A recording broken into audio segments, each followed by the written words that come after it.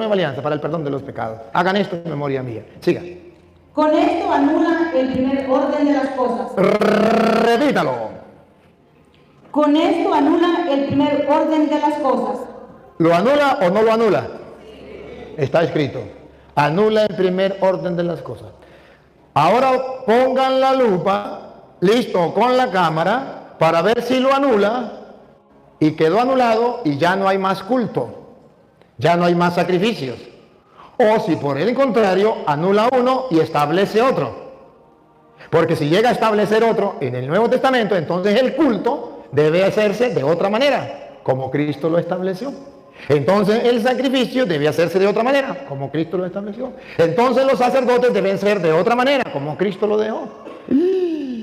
Doctrina de la Iglesia Católica, oigan, eliminó lo primero, repítalo. Con esto anula el primer orden de las cosas. Eso no lo tenemos que hacer ya. Por eso usted nunca ve a un cura en el altar ofreciendo un toro o un macho cabrío. No, eso ya está anulado. Eso se hacía antes de Cristo. Pero oiga lo que viene. Para establecer el segundo. Pácata. Para establecer lo segundo. ¿Dónde está el error de los hermanos separados? Que dice que Cristo eliminó ese culto, esos sacrificios y esos sacerdotes y no estableció nada. Eso se acabó y llegó hasta Cristo. Doctrina de la Iglesia Católica. No, es verdad que Cristo lo eliminó y llegó hasta Cristo, pero Él estableció un nuevo culto, un nuevo sacrificio y un nuevo sacerdocio. Y para que ustedes vean, dice, eliminó lo primero y estableció lo segundo. Y los hermanos separados pueden decir, es que lo segundo es a lo mejor que nos reunamos para leer la Biblia. Ahí tiene que decirlo. Cuidaditico llega a decir que es lo que hacemos los católicos. Porque entonces ustedes verán que los hermanos separados están muy equivocados y que ustedes y yo estamos en el culto verdadero de nuestro Señor. Eliminó lo primero. ¿Otra vez? Con esto anula el primer orden de las cosas para establecer el segundo. Listo, la cámara. ¿Qué es lo segundo que estableció? Esta voluntad de Dios, de que hablan, es que seamos santificados por la ofrenda del cuerpo. Pácata. ¿Qué fue lo que estableció? Una nueva ofrenda, un nuevo sacrificio, un nuevo culto. Y dice, y es la voluntad de Dios, no dice es invento del Papa, de los obispos, de los curas. Dice, y es la voluntad de Dios que seamos santificados. Que seamos. Que seamos, repítalo porque me gusta que lo diga la Biblia, para que no crean que lo inventando yo. Esta voluntad de Dios. No es voluntad de los hombres, no es invento de la iglesia. Esta voluntad de Dios, de que habla, es que seamos santificados. ¿Se acuerda que el culto de la antigua alianza no nos santificaba? Porque era sangre de animales, saca ofrenda de animales. Pero aquí sí hay un sacrificio que nos va a otra vez. Es que seamos santificados. Es que seamos santificados. Vamos a ver si dice, yendo al culto protestante. Es que seamos santificados metiéndonos a evangélicos. Vamos a ver, la voluntad de Dios es que seamos santificados. Es que seamos santificados por la ofrenda del cuerpo de Cristo Jesús. Es la voluntad del Dios Todopoderoso en el que dicen los hermanos separados creer. Es que el mundo sea santificado por la ofrenda del cuerpo de Cristo que tenemos los católicos en el culto. Lo estableció Jesucristo, lo dejó Él, es voluntad de Dios, y así nos santificamos. Los hermanos separados dicen, no, vente conmigo y serás santo, serás salvo. ¿Dónde dice en la Biblia eso? Yo les puedo mostrar que somos santos cuando ofrecemos el sacrificio de Cristo, de su cuerpo y de su sangre, y es la voluntad de Dios. Ahora, repítalo de nuevo. Es que seamos santificados. Un poquito más atrás, la voluntad de Dios. Esta voluntad de Dios, de que hablan, es que seamos santificados por la ofrenda del cuerpo de Cristo Jesús. ¿Cuál es la voluntad de Dios? Por la ofrenda del cuerpo de Cristo. Pregunto, ¿Dios tendrá algún enemigo? El diablo. ¿Será enemigo de Dios? ¿No es enemigo de Dios el diablo? ¿El diablo no odia a Dios? Ajá. Pregunto, si la voluntad de Dios es que usted y yo seamos santos, ¿Cuál es la voluntad del diablo? Que no seamos santos. Si la voluntad de Dios es que usted y yo seamos santos, por medio de la ofrenda en el culto del cuerpo y la sangre de Cristo, pregunto, Satanás quiere que usted vaya a la misa, al culto, donde se ofrece el sacrificio que sí tiene poder para santificarlo, que Jesucristo estableció y que es la voluntad de Dios para que seamos santos. ¿Satanás quiere que usted vaya a ese culto? No. Por eso manda a sus ministros a establecer otros cultos y agarran la Biblia y dice, me voy para el culto. ¿Tienen sacerdote? ¿Tienen sacrificio? ¿Ofrendan la ofrenda del cuerpo de Cristo, que es la voluntad de Dios, que todos seamos santificados por ella? No. ¿Qué está pasando? El diablo no quiere que seamos santificados gracias a la ofrenda del cuerpo de Cristo. Por eso manda a sus ministros a decir, no vayan a misa. A pesar de que Jesucristo dijo, esto es mi cuerpo, háganlo porque yo lo mando. Los hermanos separados dicen, el pastor me dijo que no, no lo hago. Pero usted no se da cuenta que Cristo agarró pan y dijo, esto es mi cuerpo. Pero es que el pastor, iluminado por un espíritu, que no sabemos cuál espíritu será, o que sí sabemos pero no lo digo, dijo que eso no era el cuerpo, que eso era un símbolo. Crea lo que usted quiera, pero la voluntad de Dios es que seamos santificados por la ofrenda del cuerpo de Cristo. Sí. Entonces, caramba, está pasando algo. Está pasando que el diablo no quiere que la gente se salve. Pero el diablo no va a venir a usted con cacho y cola y le va a decir, buenas tardes, yo soy don Satanás. Quiero llevármelo a usted para el infierno. Y yo quiero que no le haga caso a Dios. Yo quiero que usted me haga caso a mí. No vaya a misa. Porque ese es el culto de la nueva alianza donde se ofrece el cuerpo y la sangre de Cristo para que seamos santificados. Y esa es la voluntad de Dios. Si así lo hiciera, ninguno se metería protestante. Pero si él dice, como él es padre de toda mentira, voy a mandar a otros a fundar nuevas iglesias que ofrezcan nuevos cultos.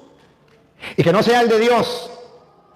Entonces, usted dice, eso no es de Satanás porque ellos vienen en el nombre del Señor. El diablo es padre de toda mentira. Él no viene de parte de él, él viene de parte de Dios, porque si no, ¿cómo engaña a la gente? Y comienza a decirle, no vayan a ese culto, no vayan, el culto, ¿verdad? Vente conmigo, vamos para el culto. Por eso ustedes verán que los protestantes tienen que decir que van al culto, para que la gente crea que lo están haciendo bien. Pero es un engaño, una falsedad. El culto verdadero es el que Jesucristo estableció. Y quiere que todos seamos santificados gracias a ese culto. Cuando vemos que en la Biblia está eso, entonces usted y yo nos damos cuenta que sí Jesucristo dejó a hombres para que ofrezcan ese culto. Hagan esto. Porque esto es lo que Dios quiere para que seamos santificados. Pero es que Jesucristo no dejó sacerdotes para que ofrecieran ese culto. Porque los sacerdotes se acabaron. No. Hebreos capítulo 7, versículo 11 en adelante, nos muestra que es mentira, otra vez mentirosos, los hermanos separados, sin darse cuenta. Ellos no lo hacen por maldad. Y ellos dicen, es que el sacerdocio llegó hasta Cristo. Ya después de Cristo no hay más sacerdotes. Ya no, el sacerdote se acabó. Cristo no dejó sacerdocios. No hay un nuevo sacerdocio en el Nuevo Testamento. Ese era en el Antiguo Testamento. No, en el Nuevo Testamento hay sacerdotes. Escúchelo, Hebreos 7:11. Le toca a usted, ¿no? ¿Lo tiene ahí?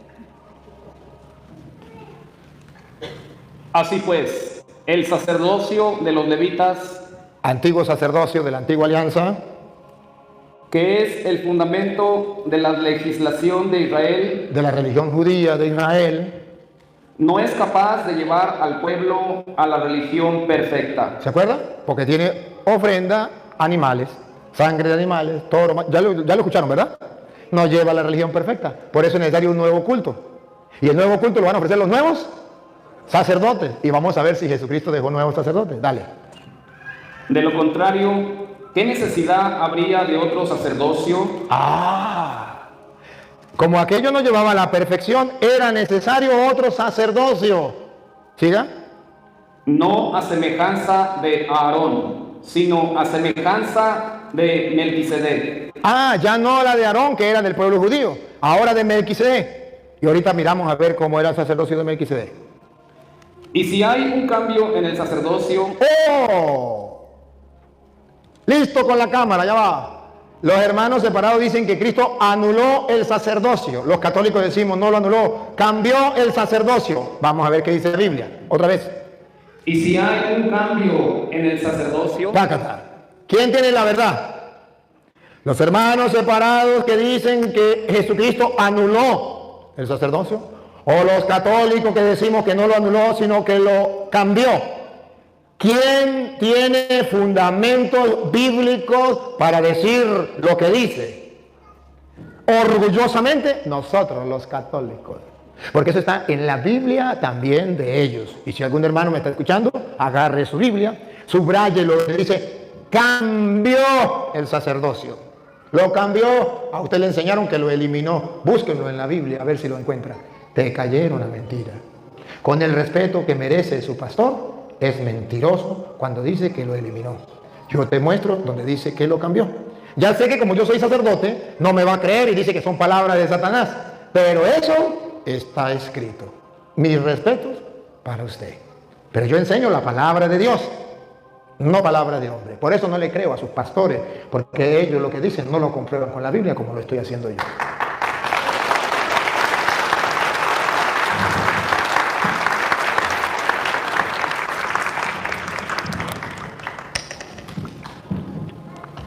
Entonces, hermanos queridos, cambió el sacerdocio.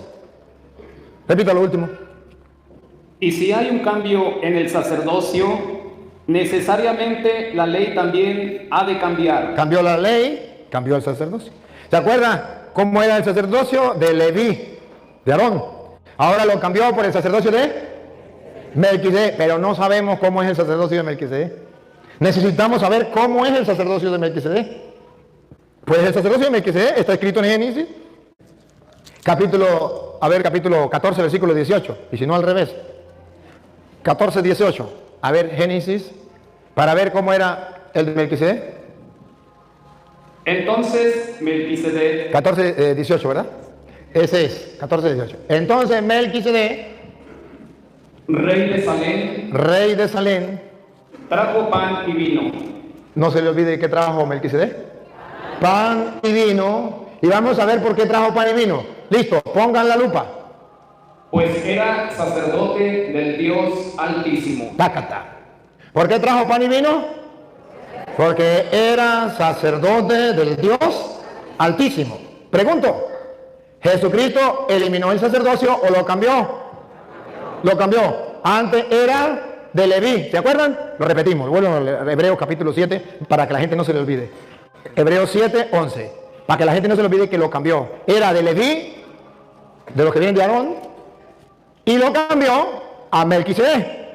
Y Melquisedec ofrecía, como sacerdote, que era lo que ofrecía, un toro, un chivo.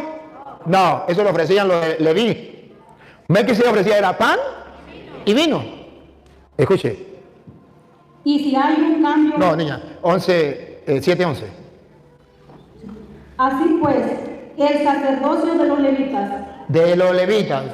que es el fundamento de la legislación de Israel, no es capaz de llevar al pueblo a la religión perfecta. De lo contrario, ¿qué necesidad habría de otro sacerdocio? No a semejanza de Aarón, sino a semejanza de Melquisedec. ¿Acaban de ver? Cambió el sacerdocio de Leví y de Aarón por el sacerdocio de Melquisedec. Cambió el sacerdocio que ofrecía un toro, un macho cabrío en el altar, por un sacerdote que ofrece pan y vino.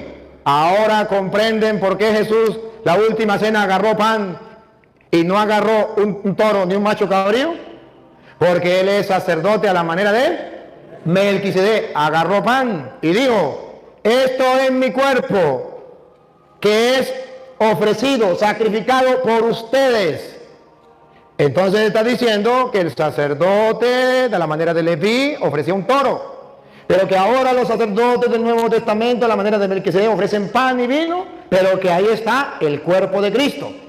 Esto es mi cuerpo que será entregado por ustedes. Entonces los sacrificios no se eliminaron. Se eliminaron el sacerdocio de Leví y se instauraron, se estableció el segundo orden de las cosas, el del cuerpo de Cristo. porque Él mismo lo estableció. Y Él dijo que lo hicieran siempre. Hagan esto en memoria mía. Por eso ustedes verán que Pablo, a 1 Corintios, que ahora sí lo vamos a leer, Pablo recuerda que ese es el culto del Nuevo Testamento, que Jesucristo lo mandó, 1 Corintios 11:23, y que ellos lo van a hacer. 11:23, Pablo lo va a explicar. Vamos a oír.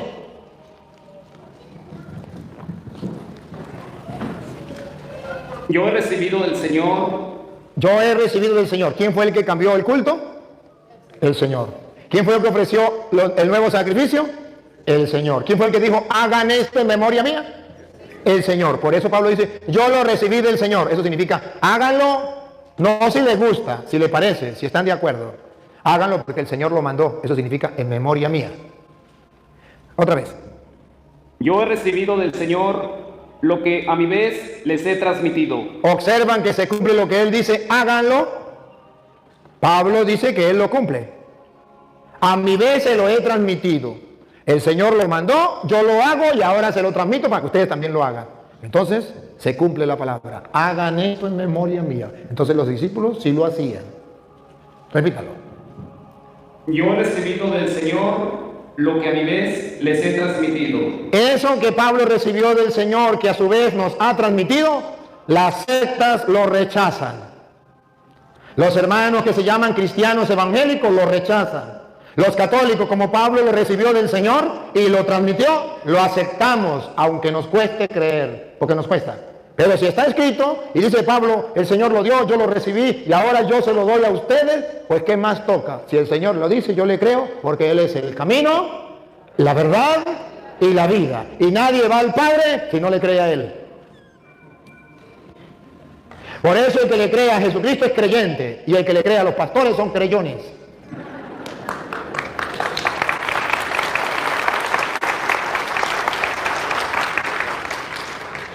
Ven y hace la pregunta, ven para acá. Quédate ahí, ya lo voy a volver a molestar. No, usted no, ella que me está levantando la mano. Buenas tardes, pero ellos dicen que lo hacen una vez al mes y que es algo bien especial para ellos. Niña, muy bien, téngame la pregunta esa ahí, cuando termine ahorita usted me la hace. No se le olvide hacerme la pregunta de nuevo, para yo terminar esta idea. Ahí dice Pablo, otra vez, ¿qué dice Pablo? Yo he recibido del Señor lo que a mi vez les he transmitido. El Señor Jesús, la noche en que fue entregado, tomó pan. Pablo nos viene a echar ese cuento hacia el año 50, 60. Ya Cristo había muerto en el 33. Y Pablo viene a recordarnos lo que el Señor había hecho y ya había muerto el Señor. Y había que refrescar la memoria a los cristianos. Siga. Y después de las gracias lo partió diciendo. ¿Qué fue lo que Pablo dijo? Que el Señor en la última noche, él lo está recordando 20, 30 años después. El Señor la última noche tomó pan. No fue la Biblia, como dicen los protestantes. El tomó fue la Biblia. Fue pan. Para que se den cuenta que el pan dio gracia y lo partió. Para que den cuenta que era pan. El Señor la última noche en que iba a ser entregado, tomó pan. Siga. Esto es... ¿tomó pan? Tomó pan y después de dar gracias lo partió diciendo, esto es mi cuerpo. ¿Qué era lo que Jesucristo le mostró a los apóstoles? Que dijo esto y les estaba mostrando. Pan. Y dijo que ese pan era su cuerpo. ¿Cuál era la voluntad de Dios? Que seamos santificados por la ofrenda del cuerpo de Cristo.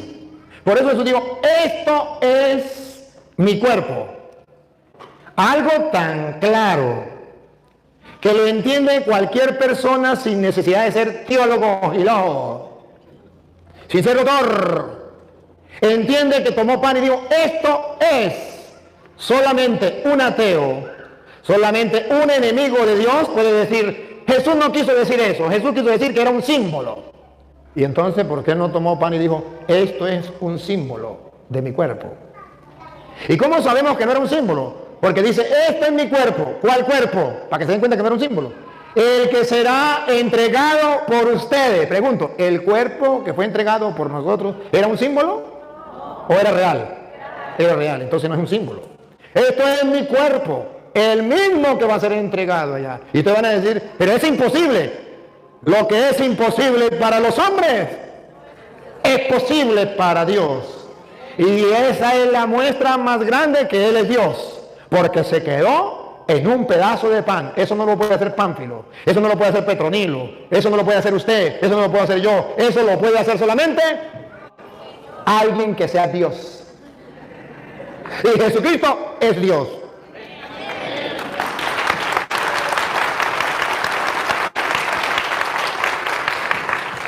Sigue leyendo. Esto es mi cuerpo, que es entregado por ustedes. Y Pablo recuerda por qué él lo hace y por qué lo manda a hacer. Porque la orden fue. Hagan esto en memoria mía. Pablo dice que él es fiel, obediente a sus palabras. Y que ustedes y yo también tenemos que ser obedientes a sus palabras. Porque yo lo recibí y ahora se lo transmito, dice Pablo. Yo fui fiel y ahora tienen que ser fieles ustedes. Y la Iglesia Católica ha sido fiel 2000 años a eso. Solamente hasta que llegaron los protestantes se comienza a enseñar que es un mero símbolo. Más de 1500 años diciendo esto es mi cuerpo. Y llegaron los protestantes y descubrieron América. La iglesia se equivocó 1500 años. Ahora la verdad es que es un símbolo. Se le respeta. De igual manera, tomando la copa, después de haber cenado, dijo: esta copa es la nueva alianza en mi sangre. La nueva alianza, porque la antigua ya quedó atrás. La nueva alianza en mi sangre. Todas las veces que lo beban, Otra vez, todas las veces que lo beban, otra vez. todas las veces que lo beban, ¿Hay que hacerlo una sola vez o se puede hacer muchas veces? Muchas veces. Otra vez. todas las veces que lo beban, Por eso estamos en contra de los protestantes que dicen no se puede hacer más. Ya Cristo lo hizo y no se puede hacer más. No podemos ofrecer el mismo sacrificio si ya Cristo lo hizo. No, dice Pablo, todas las veces que lo beban, háganlo en memoria mía. háganlo porque yo lo mando. No esperen que le nazca, no esperen que le guste. Háganlo porque yo lo mando. Y observen algo, que las primeras comunidades cristianas creyeron tanto esto. Les voy a hacer una pregunta. ¿Ustedes han escuchado hablar que la iglesia, que los cristianos duraron 300 años perseguidos en el Imperio Romano y que vivían bajo cuevas? Que en Roma todavía están las cuevas y que yo fui y estuve en las cuevas donde vivían los cristianos. ¿Saben que ahí mataron miles de cristianos? ¿Y saben que los mataron en el Coliseo romano a los leones? ¿Sí saben o no saben? Busquen la historia. Y han de saber ustedes cuál fue el motivo por el cual, el primer motivo por el cual tenían que vivir bajo cueva y el primer motivo que los mataban cuando estaban bajo cueva, está escrito, búsquenlo en la historia. Porque decían que eran caníbales, porque comían el cuerpo y la sangre de Jesús, y eso es ser caníbal. Por eso, 300 años perseguidos los cristianos. Y no eran evangélicos esos cristianos, porque eso no creen que es el cuerpo y la sangre de Cristo. Ellos creen que es un símbolo, no se van a dejar matar por un símbolo. Pero si los primeros cristianos se dejaron matar, ¿cuántos a la hoguera? ¿Cuántos en cruces? ¿Cuántos en el Coliseo romano? ¿Cuántos degollados? Por creer que es el cuerpo y la sangre de Cristo.